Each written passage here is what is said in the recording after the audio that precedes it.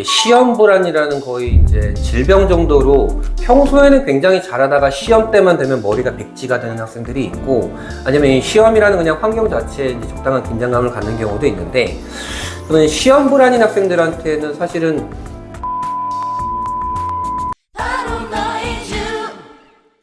안녕하세요. 복잡하고 어려운 입시를 쉽고 재밌게 풀어주는 입시 비타민 방송 이주TV입니다. 저는 이주 대입성공 훈련관의 김덕현 본부장입니다. 안녕하세요, 강석입니다. 네, 반갑습니다. 먼저 우리가 짚어볼 것은 6월의 대입 투도에 대해서 한번 짚어보겠습니다. 우선 6월은 최우선은 일단 내신과 수행 과제죠. 그거에 대해서 일단 집중하시길 바라겠고, 그리고 6월 1일 날 모의고사가 있습니다. 6월 모의고사가 끝나고 나면 어떻게 해야 될까요? 그거에 대해서 말씀드리겠고요. 그리고 대학별 입시 결과가 확정돼서 올라왔습니다. 그리고 확정 요강이 올라왔거든요. 그 부분에 대해서 강석 소장님 모시고 하나하나 풀어서 설명해 드리겠습니다. 네, 지금 아무래도 이제 6월이 이제 시작되니까요. 아마 이 영상이 올라갈 때는 학생들이 이제 6월 모의고사를 보고 난 직후일 것 같은데, 사실 이 6월 모의고사는 이제 학년별로 좀 다양한 의미를 갖고 있어요. 1학년 같은 경우에는 아무래도 3월 모의고사는 이제 중등범위이기 때문에 이제 이 6월 모의고사 때 이제 고등범위에 들어가는 것들을 볼 수가 있고, 2학년은 이제 학생들이 이제 탐구 과목을 이제 선택 과목을 하게 되고, 그에 따라서 이제 본인이 어떤 과목을 선택해야 될지, 유불리는 무엇인지 이런 것들도 확인할 수 있고, 가장 중요한 건 이제 3학년이죠. 3학년 학생들은 이제 반수, 재수, N수생들이랑 처음 겨뤄보게 되는데, 보통 이 6월 모의고사는 수능을 보는 N수생이 한 45%가 들어와요. 그러다 보면 서울시 교육청의 평균으로 보면 보통 100분위가 좀 많이 떨어지는 경향이 있으니까, 이 6월 모의고사의 결과를 면밀히 살펴보면서 수시에 집중하는 사람은 본인이 이제 목표로 하고 있는 대학에 수시 수능 최저를 충족을 했는지, 정시에 집중하는 학생들은 완전 문항별로 좀 제대로 좀 분석을 해야 되지 않을까 생각이 듭니다. 그럼 우선 6월 모의고사의 의미에 대해서 간단하게 지금 설명 주신 거고요. 그럼 모의고사가 끝나고 나서 학생들한테 모의고사 끝났으니까 어떤 걸 하면 좋을지, 모의고사를 복귀하는 방법과 그 다음에는 모의고사 이후에 문항을 분석하는 방법에 대해서 한번 조언을 받아볼게요. 우선 모의고사 복귀하는 방법은 어떤 방법이 있나요? 모의고사를 복귀하는 것들도 사실은 학생이 이제 그 전에 봤던 모의고사의 이제 유불리에 따라서 아니면 성적대에 따라서 케이스 바이 케이스 텐데요. 일반적으로 이제 우선은 시험에 어떤 컨디션이었는가, 그리고 어떤 마음가짐으로 임했는가를 좀 보는 것이 중요해요. 보통은 이제 6월 모의고사도 이제 기말고사 대비가 막 시작될 시즌이라 학생들이 이제 모의고사를 보면 좀 완전 이게 수능이다 생각하고 열심히 보는 게 아니고 대충 보는 경우도 있어요. 그것에 따라서 이제 결과가 안 나왔을 때, 이것은 내가 대충 본 거니까 점수가 이런 거야 라고 그냥 안일하게 생각하는 경우도 있는데, 그런 것들이 내가 정말 안일하게 본 것이었는가, 제대로 임했는데 결과가 나온 것인가, 이런 것도 볼 것이고, 또한 과목별로 세부적으로 들어가면 이제 과목 시간은 적절히 분배가 되었는가, 아니면 무엇이 모자랐는가, 이런 것들을 좀 봐야 될 것이고, 마킹에 실수가 있었는지 없었는지, 또는 문제 풀이, 그 다음에 마킹 또는 검토까지의 시간 분배라든지 이런 것들은 좀 봐야 될 것이고, 그 다음에 쉬는 시간에 본인이 또 무엇을 했는지. 보통은 이제 모의고사는 학생들이 이제 1교시 끝나고 나면 이제 친구들끼리 몇 번 뭐였냐 이렇게 물어보기도 하지만 그냥 막 노는 경우도 많이 있단 말이죠. 이것이 모의고사가 굉장히 좀 본인의 수능이라 생각하고 성실하게 임하는 게 중요하기 때문에 지난 시간을 잠깐 복귀하면서 다음 시간을 차분하게 좀 준비하는 것도 중요하고요. 또 이제 학생들이 점심을 먹고 나서 보는 모의고사 때 자는 경우가 되게 많아요. 졸려가지고. 그래서 집중력이 떨어지지 않나 그런 경우도 좀 많이 있고, 또한 고사장 환경은 또 어떠했는가. 사실은 이제 실제 수능 고사장과 본인이 학교에서 보는 모의고사 고사장 환경이 좀 다를 수도 있고, 또는 어떤 소리가 들리지 않았는지, 아니면 어떤 일이 벌어져도 당황하거나 시간이 부족하지 않았는지, 이런 일들이 자주 일어나는 건 아니지만 간혹 일어날 수는 있고, 본인이 이제 시험을 치르는 과정에서 이게 이렇거든요. 문제를 풀다가 갑자기 딴 생각이 들기도 하고, 또는 가채점 결과에 따라서 본인이 이제 반성을 할 때, 내가 공부를 할 때 어떤 식으로 했었는지, 생활은 어떻게 했었는지, 학습적 측면에서 학습 패턴이라든지 양이라든지 습관 어땠는지, 이런 것들도 좀 복귀해 볼 필요가 있죠. 네, 그렇군요. 일단 많은 학생들을 한번 경험해 보면 1교시는 국어 시간이죠? 그쵸. 그때는 좀 긴장해서 이런 말이 많이 나오는 것 같아요. 그죠? 네, 맞아요. 그리고 1교시는 국어가 어려운 경우, 아, 국어 망한 것 같아. 네. 그러면 그게 2교시, 3교시 계속 영향을 미치는 연쇄적으로 경우가 있죠. 네. 네. 그런 경우가 있고, 그 다음에 자기가 이 모의고사에 대해서 얼만큼 의미 부여를 하는지, 그거에 따라서도 또 좀 긴장도에 있어서 차이가 나는 것 같아요. 네, 맞습니다. 그러면 혹시 긴장도가 높은 아이들에게 소장님께서 좀 조언을 해주는 그런 내용들이 있다면 한번 소개해 주실까요? 이게 그 시험 때 긴장을 하는 학생들, 긴장을 안 하는 학생들은 별로 없긴 하겠지만, 긴장을 하는 것도 좀 다르긴 하거든요. 이게 시험 불안이라는 거의 이제 질병 정도로 평소에는 굉장히 잘하다가 시험 때만 되면 머리가 백지가 되는 학생들이 있고, 아니면 이 시험이라는 그냥 환경 자체에 이제 적당한 긴장감을 갖는 경우도 있는데, 저는 시험 불안인 학생들한테는 사실은 이게 뭐 명상이라든지 이미지 트레이닝이라든지 이런 것들을 많이 조언을 하지만, 실제적으로 이런 것이 효과가 있는지는 좀 되게 장기적으로 봐야 되는 거거든요. 그리고 시험 불안을 해소하는 가장 빠른 방법은 저는 이제 그 시험 환경을 자주 노출하는 것이 가장 빠르다고 생각을 해요. 그래서 실제적으로 보는 모의고사가 아니더라도 시험 불안이 큰 학생은 2, 3주에 한 번씩이더라도 뭐 스터디 카페라든지 본인의 방에서 실제 시간을 재놓고 실전 모의고사처럼 풀면서 긴장감을 좀 해소시키는 방법. 그리고 긴장감이 드는 이유가 무엇이었는지, 예를 들어서 뭐 1교시 때 정말로 말씀하셨던 대로 국어가 어려워서 뒤에까지 멘탈이 나갔었는지, 아니면 어려운 문제로 시간을 끌다가 뒤에 거를 못 풀면서 이제 긴장이 커졌는지, 이런 것도 분석을 하면서 그 반성을 해나가고, 좀 본인이 이제 긴장을 풀 수 있는 환경에 계속 노출되고, 또는 필요한 건 사실 저 이미지 트레이닝을 계속 강조하는데, 그걸 제가 학생들이 하는지는 확인을 잘 못하겠어요. 근데 실제적으로 효과는 좀 많이 있죠. 네. 네. 제가 개인적으로 효과를 본 방법은 약을 먹는 거였습니다. 우황청심환. 네, 맞아요. 우황청심환도 아니 효과가 있거든요. 네. 저도 이제 우황청심환을 추천하는 경우도 되게 많이 있는데, 우황청심환 긴장이 굉장히 많은 친구들은 우황청심환을 추천을 하지만 반드시 먼저 이것이 어떤지를 먼저 반드시 복용한 다음에 모의고사 때 네. 해봐야 돼. 안 그런 상태에서 그냥 우황청심환 좋다고 먹다가 모의고사 그날 자체를 이렇게 버리는 경우도 있거든요. 네, 맞아요. 네. 우황청심환을 한 병을 원샷 때리고 쭉 잤다는 얘기가 있어요. 네. 그런 친구들도 있죠. 네. 그리고 천황 보신단, 안정액 이런 약 종류가 좀 다양하게 있으니까 어떤 약이 자기한테 맞는지 한번 미리 먹어보는 게 필요하겠고, PPL 들어온 건가요? 네. 그리고 3분의 1 정도의 용량 있잖아요. 3분의 1 정도의 용량을 먹었을 때 효과를 봤다, 이런 경험치들이 있어요. 그러니까 자기한테 맞는 용량도 차이가 나니까 긴장이 너무 많이 되는 친구들은 한 병을 원샷 때려야 효과 있는지, 아니면 3분의 1만 먹어야 되는지 한번 잘 경험을 해봐야 될 것 같습니다. 맞습니다. 모의고사는 모의고사니까요. 실제 네. 수능에서 우리가 대응이 되려면 경험을 해봐야 되겠죠. 그렇죠. 네, 그렇습니다. 그리고 집중이 안 되는 친구들은 카페에서 일부러 소음에 노출시켜서 모의고사를 푼다는 경우가 있더라고요. 네. 그래서 그런 것도 한번 꿀팁이 될 것 같네요. 아무래도 백색 소음이 이제 집중력에 이제 효과가 있다라는 것들을 많이 이제 밝혀진 바니까 본인이 잘 맞는 환경에서 실제적으로 공부를 하는 것이 중요하겠죠. 그러면 이제 틀린 문항이나 자기가 이제 이거는 맞춰야 되는 건데 틀렸다, 이런 문항들이 있잖아요. 네. 문항을 복기하고 분석하는 방법에 대해서 좀 소개해 주세요. 문항을 복기하는 것들은 학생들이 이제 실제적으로 이런 경우가 있어요. 본인이 풀어서 마킹한 것을 기억하는 친구가 있고, 또는 그 마킹한 답을 쭉 한 곳에다가 적어서 이제 뒤에서 복귀하는 경우가 있고, 아예 기억하지 못하는 경우가 있는데, 이 기억하지 못하는 경우는 어떻게 좀 할 수가 없고 다시 한번 풀어보는 수밖에 없고, 이제 제대로 이제 문항을 복기를 할 때 맞았어야 하는데 틀린 건지, 이거는 틀릴 수밖에 없었던 문제인지를 먼저 우선은 확인을 해줘야 돼요. 그것들이 이제 모의고사를 보고 나면 EBS나 뭐 이런 대형 이제 포털 사이트에 문항별 예상 정답률들이 좀 많이 나오거든요.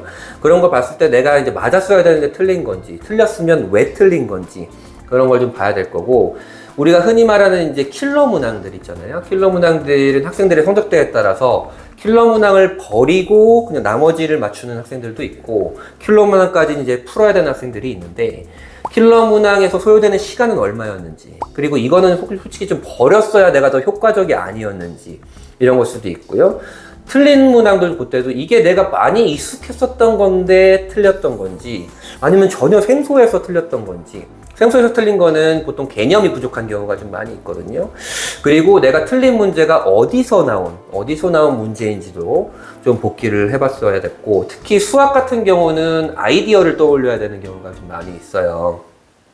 그 아이디어 같은 경우가 안 떠오르면 이거는 몇 분이고 이제 싸잡아도 이제 계속 그냥 시간만 가는 경우가 있거든요. 근데 그걸 이제 우리가 보통 막힐 때, 아이디어가 막혔을 때 왜 막혔는지를 보여주고, 왜 그 아이디어를 떠올리지 못했는지, 이것이 내가 예전에 풀었던 것이었는지 아니면 전혀 개념이 부족했었는지 이런 것이고, 그 다음에 틀린 문제를 이제 다시 맞추는 게 중요하잖아요. 저는 개인적으로 이제 시험의 고득점인 가장 지름길은 틀린 문제를 다시 틀리지 않는 것이 가장 지름길이라고 생각하는데, 틀린 문제를 다시 안 틀리고 맞추려면 이제 어떤 학습이 필요한지 그런 것이 가장 중요하다고 생각하죠. 네. 네, 감사합니다. 이제 모의고사 끝나고 잘 본 친구도 있겠고 못 본 친구도 있을 거예요. 근데 일단 끝났어요. 그리고 이번 모의고사에서 교훈을 얻을 걸 얻고 그 다음으로 넘어가면 됩니다.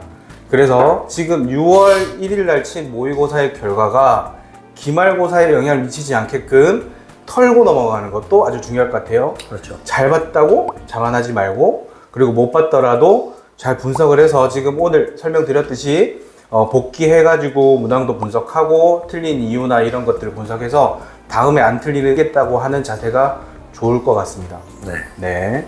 자, 그 다음으로 일단 제일 중요한 기말고사가 있네요. 그죠? 네, 맞습니다. 네. 이제 모의고사가 끝나고 나면 바로 이제 기말고사 대비에 돌입을 하게 될 거예요. 아시겠지만 중간고사와 수행평가와 기말고사의 합산이 한 학기에 내신을 하게 되는데, 특히 이제 고등학교 1학년 학생들은 중학교 때 이제 부푼 꿈을 안고 고등학교 입학을 했는데, 중간고사 때 이제 원치 않는 성적을 받으면서 이제 멘탈이 무너지는 경우가 되게 많잖아요. 그런 것들이 이겨내고 이제 기말고사를 열심히 공부를 해가지고 이제 성적을 올려놓는 게 중요하겠죠. 근데 문제는 이 기말고사 때 수행평가가 이건 쏟아져요. 너무한 거 네, 아니냐고. 맞아요. 그래서 학생들이 이제 공부에 집중하지 못한 환경이 좀 있기도 한데, 이런 것들도 적절히 좀 배분해 보면서 기말고사 좀 열심히 준비해야 될 것 같습니다. 네. 일단은 진짜 내신 공부 진짜 긴말하면 입 아프죠? 네. 중간고사 때 우리가 지금쯤이면 이제 등수표가 나왔겠죠? 그렇죠.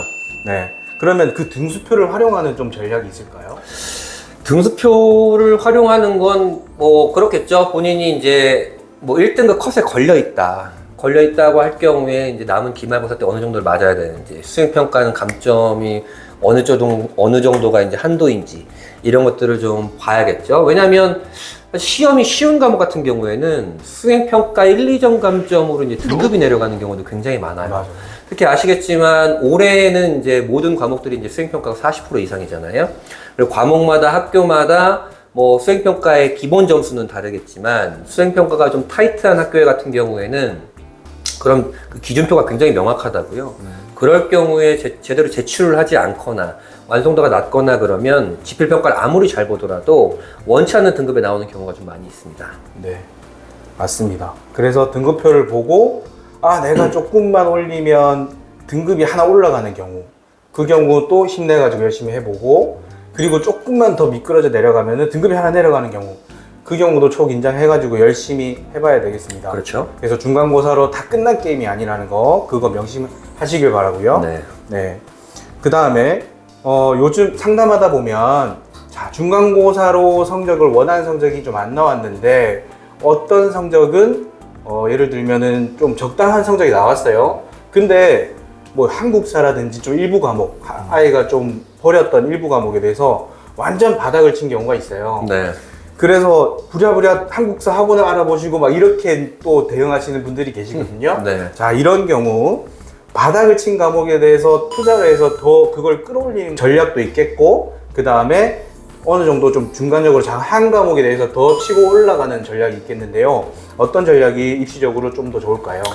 저는 개인적으로 잘하는 걸 지키는 것이 훨씬 더 중요하다고 생각하는 바예요. 첫 번째는 이제 교과 전형도 그렇고, 두 번째는 종합 전형도 그렇고, 물론 모든 과목이 다 좋으면 좋겠지만 현실적으로 그러기가 쉽지가 않잖아요.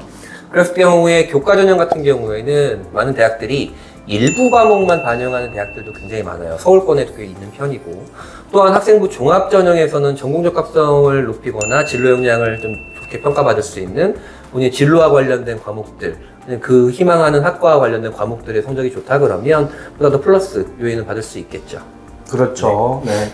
이공계를 지원하는데 수학하고 과학에 집중을 하는 게 좋은 전략이죠.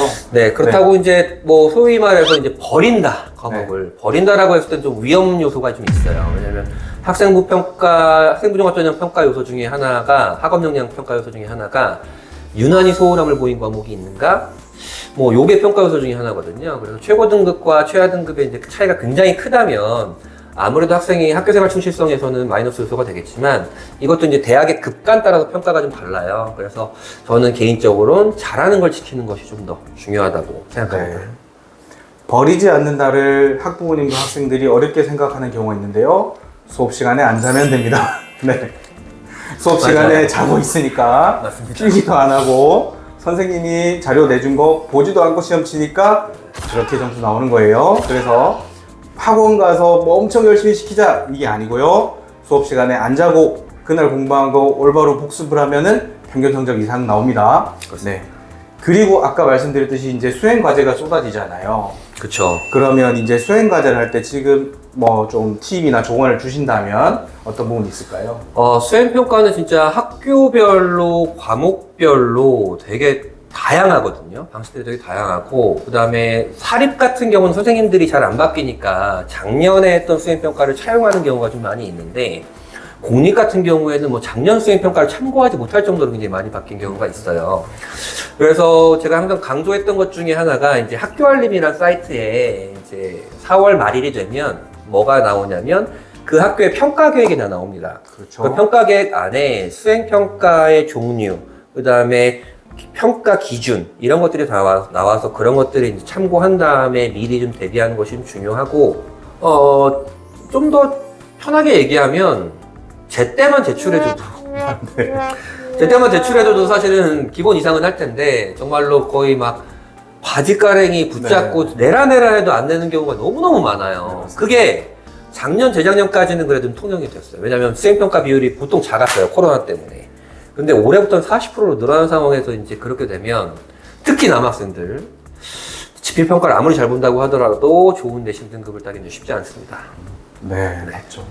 저도 학생 관리하다 보면 진짜 이거 무슨 세금 체납에 받으러 다니는 38기동대처럼 공지사항 나왔냐 언제 하냐 이거 지금 계속 해묻고 다니는 경우가 있거든요. 네.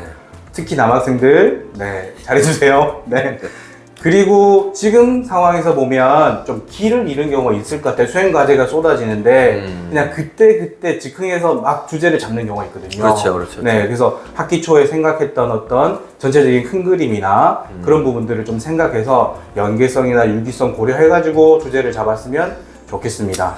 네, 특히 이제 그 학생들이 가장 좀 오해하는 것이 그 수행평가의 결과물들이 보통 세부능력 및 특기사항이 많이 들어가잖아요. 그러면 모든 과목에 본인의 진로를 끼워 맞추는 경우가 많아요. 그렇죠. 근데 대부분의 이제 대학교 입학사정관님들이 현대 입을 모아서 얘기하는 것은 모든 세특이 과목명만 가리면 이게 무슨 과목의 세특인지 모를 정도로 이제 진로로만 가득 찬 세특들을 별로 진짜 좋아하지 않거든요. 그렇기 때문에 그 과목에 본인의 역량도 좀 드러나야 될 것이고, 그 다음에 선생님이 학생을 관찰한 관찰자 시점도 나타나야 될 것이고, 그 다음에 학생이 좀 했던 수행평가 과제라든지 진로에 맞는 탐구들이 좀 들어가는 것이 좀 좋을 것 같습니다. 아, 네, 감사합니다. 그러면 지금까지 우리가 대입 투두에 대해서 살펴봤습니다. 구독, 좋아요, 알람 설정. 이주희 TV 많이 사랑해주세요.